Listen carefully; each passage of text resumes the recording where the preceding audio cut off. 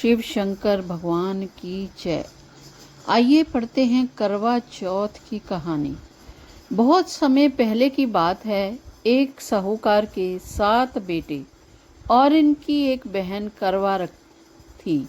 सभी सातों भाई अपनी बहन से बहुत प्यार करते थे, यहाँ तक कि वे पहले उसे खाना खिलाते और बाद में समय खाते थे। एक बार उनकी बहन ससुराल से मायके आई हुई थी। शाम को भाई जब अपना व्यवसाय बंद कर घर आए तो देखा उनकी बहन बहुत व्याकुल थी। सभी भाई खाना खाने बैठे और अपनी बहन से भी खाने का आग्रह करने लगे, लेकिन बहन ने बताया कि उसका आज करवा चौथ का निर्जल व्रत है और वह खाना सिर्फ चंद्रमा को देखकर और उसे अर्घ देकर ही खा सकती है। चूँकि चंद्रमा अभी तक निकला नहीं था तो इसलिए वह भूख प्यास से व्याकुल हो उठी। सबसे छोटे भाई को अपनी बहन की हालत देखी नहीं जाती और वह दूर पीपल के पेड़ पर एक दीपक जलाकर छलनी की ओड़ में रख देता है। दूर से देखने पर ऐसा लगता है कि चतुर्थी का चांद उदित हो रहा है। इसके बाद भाई अपनी बहन को बताता है कि चांद निकल आया है, तुम उसे अर्घ देने के लिए भोजन कर सकती हो।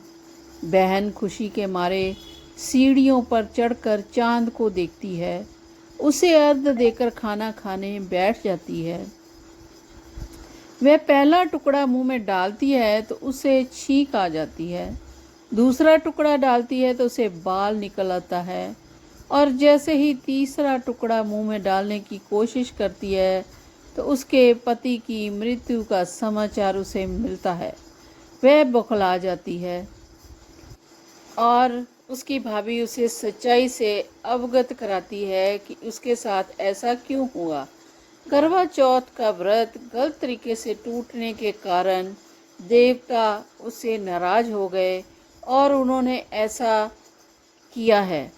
सच्चाई जानने के बाद करवा निश्चय करती है कि वह अपने पति का अंतिम संस्कार नहीं होने देगी और अपने सतीत्व से उन्हें पुनर्जीवन दिलाकर रहेगी। वह पूरे साल तक अपने पति के शव के पास बैठी रहती है और उसकी देखभाल करती है। उसके ऊपर उगने वाली सुई नुमा घास को वह एकत्रित करती जाती है।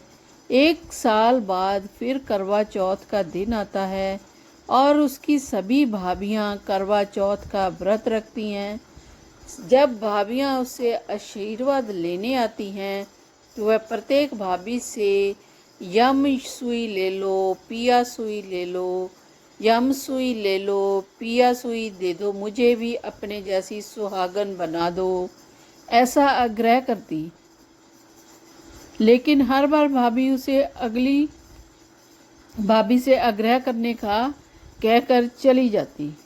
इस प्रकार जब छठे नंबर की भाभी आती है तो करवा उससे भी यही बात दोहराती है। यह भाभी उसे बताती है कि चूंकि सबसे छोटे भाई की वजह से उसका व्रत टूटा था, अतः उसकी पत्नी में ही शक्ति है कि वह तुम्हारे पति को, जब तक वह तुम्हारे पति को जिंदा ना कर दे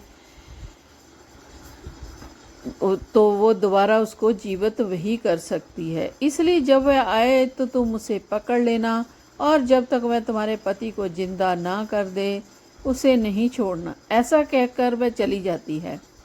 सबसे अंत में छोटी भाभी आती है। करवा उनसे भी सुहागिन बनने का आग्रह करती है, लेकिन वह टाल मटोली करने लगती है। उसे देखकर करवा उन्हें जोर से पकड़ लेती है और अपने सुहाग को जिंदा करने के लिए कहती है।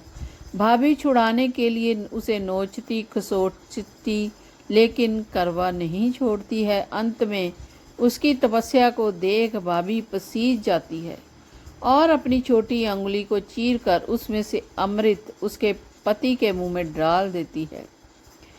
करवा का पति तुरंत श्री गणेश कहता हुआ उठ बैठता है और इस प्रकार प्रभु के